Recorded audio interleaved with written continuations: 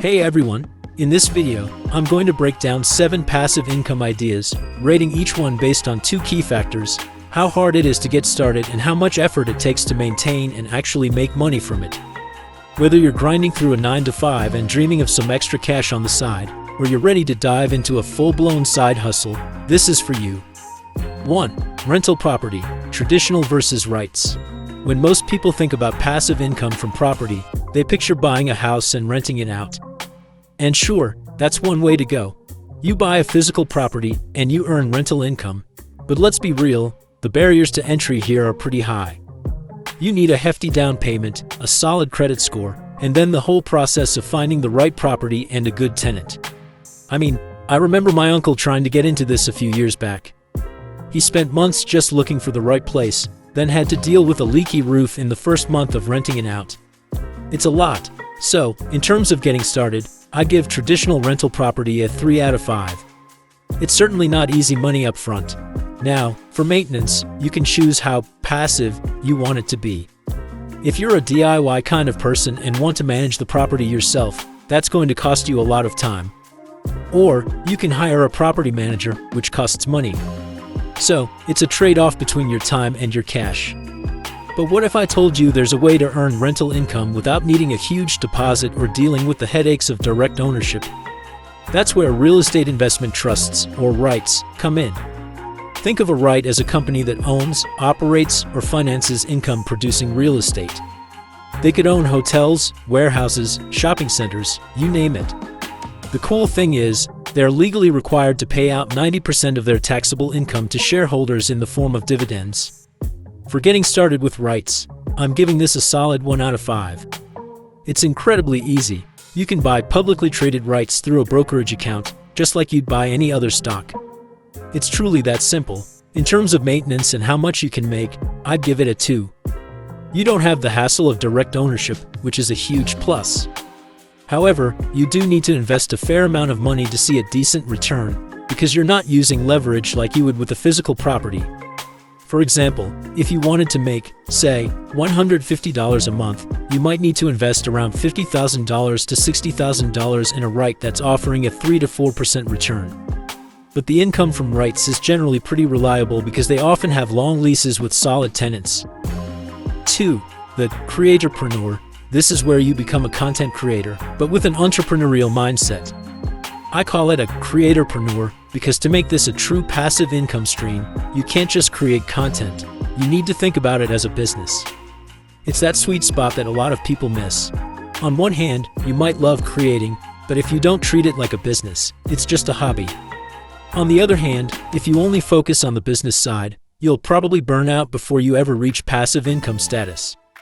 You need to marry the two. Let's take YouTube as an example. In terms of getting started, I'm giving this a 1.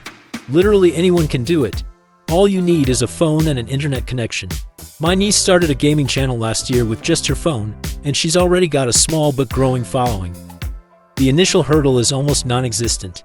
The harder part, and what truly transforms this into a passive income stream, is actually how long you can keep it up for without seeing immediate returns. This is where your entrepreneurial side kicks in, setting up processes, delegating tasks, and even outsourcing so you can focus on consistently producing quality content. I know a guy who spent nearly a year making YouTube videos without earning a single dollar through AdSense. He was consistent, though, and now his older videos bring in a steady stream of income. It's pretty amazing to see. The biggest challenge here is putting in the time and staying consistent, which is why I'm giving maintenance a 4 out of 5. But if you can push through that initial phase, the income potential from a platform like YouTube can be substantial. 3. Online courses. I'm a massive fan of online courses. As a consumer, they give you access to so much information you wouldn't otherwise have. And from a passive income perspective, they offer incredible scalability. Think about it. You create something once, and you can sell it again and again. A fantastic example is a former colleague of mine. She was a whiz with data analytics at our old company. She started a small Instagram profile sharing quick tips and tricks for using spreadsheets and basic data visualization. Her videos started to get a lot of traction, and eventually, she developed an online course teaching people how to master these skills. She told me that in her first year alone, she made hundreds of thousands of dollars in sales from it. Now, on a good day, her courses bring in a significant amount, and it's largely passive. So, how hard is this to get started? The real difficulty here is identifying what unique value you can offer and what you can teach others that they'd be willing to pay for. Once you've figured that out, it's about creating the course and putting it on a platform like Skillshare or Teachable. These platforms don't really require much in terms of maintenance. Or, you can host it on your own website and focus on driving traffic to it. Because the creation is the heavy lifting and the selling becomes more automated, in terms of maintenance, I'm going to give this a 2 out of 5. 4. Dividend investing. This is, in many ways, the truest form of passive income out there.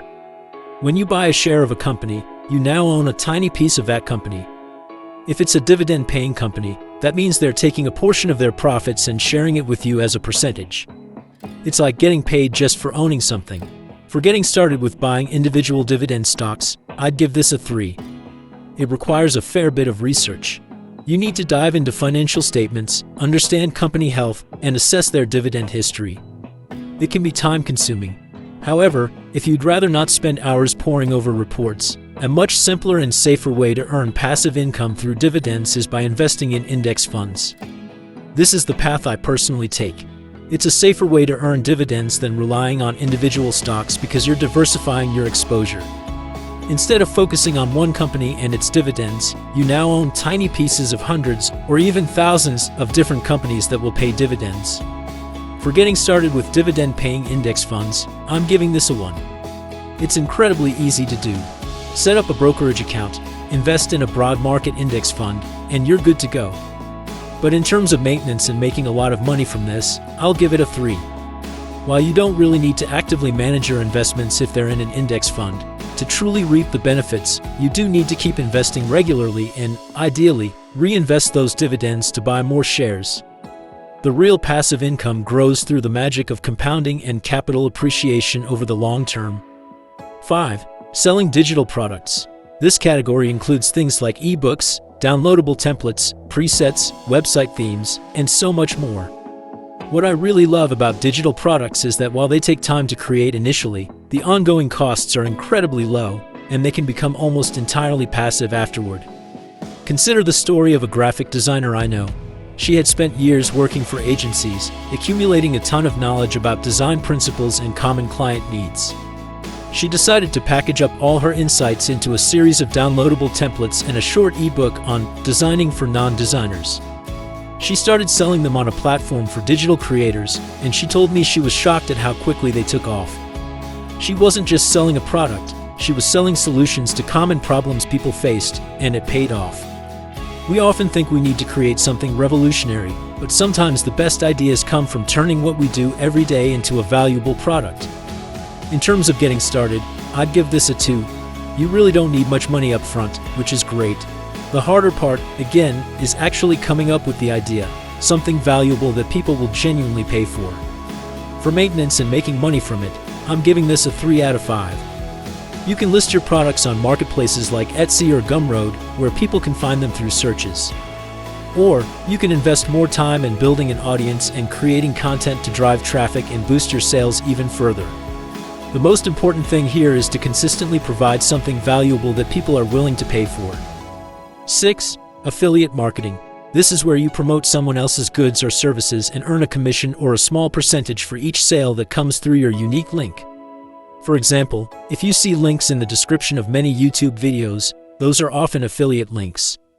The creator gets a percentage of the sale, and it doesn't cost you, the buyer, any extra money. It's a win-win. So, how easy is it to get started? Anyone can sign up for most affiliate programs in just a few minutes. So, for getting started, I'm giving this a 1. The initial hurdle is practically non-existent. The tricky part, and what makes it harder, is actually driving traffic to those affiliate links. While I've personally seen weeks where my affiliate income, combined with other sources, has been quite significant, that wasn't an overnight success. It took me a solid year of building up my platform and growing an audience to get to a place where I could generate that kind of income passively. The affiliate side almost becomes a byproduct of all the hard work you put in to grow that audience in the first place. To truly scale and make this passive, you need a lot of consistent traffic. You can put links on your social media, your website, your blog, or your email newsletter. The amount you make is really dependent on how much effort you're putting up front to cultivate those traffic avenues. Because it requires so much effort to keep that traffic consistently flowing, in terms of maintenance, I'm going to give affiliate marketing a 4. It's a lot of ongoing work to keep your audience engaged and clicking those links. 7. Productized service. This is a really interesting hybrid between a product and a service. Making money through a traditional service, like editing videos for clients or offering one-on-one coaching, is one of the easiest ways to start earning. But these are limited. They're capped because you're trading time for money, and there's only one of you. It's hard to scale. A productized service, then, is about turning that service into a product and automating the process so you can eventually take yourself out of the equation, making the income truly passive. Let me give you an example. I have a friend who's a fantastic graphic designer. Before the pandemic, she used to do custom logo designs and branding packages for clients, charging by the hour or by project. She realized she was constantly repeating similar processes. So, she started building out templates, creating a structured onboarding process, and even outsourcing parts of the design work to a small team. Now, she offers branding packages that are standardized, with clear deliverables and fixed prices. Clients sign up, fill out a detailed questionnaire, and her team handles the execution. She's essentially turned her bespoke design service into a product that can be sold again and again, with her largely overseeing the process rather than doing every single design herself. She spent a lot of time building this up, from refining the service offering to building out the systems and even hiring a small team. That's why I'll give this a 4 in terms of getting started. It's not easy, it requires significant initial effort and strategic thinking. But now, she has a team that handles the day-to-day design work, the client communication, and the marketing, and she primarily oversees it all. However, it demands a specific skill set to reach that point and ensure consistent value delivery, which isn't simple to maintain. So, even on the maintenance side, and being able to consistently make money from this, I would give this a 4 out of 5. So, there you have it. 7 passive income streams to get your ideas flowing. If you've already tried any of these, I'm really curious to know what your experience was. Would you recommend it? Or maybe you have other passive income streams that have really worked for you? Share your thoughts in the comments below. If you enjoyed this video, you might also like another one I made about things I no longer buy, even though I've built up my passive income streams. You can check it out right here. I hope to see you there.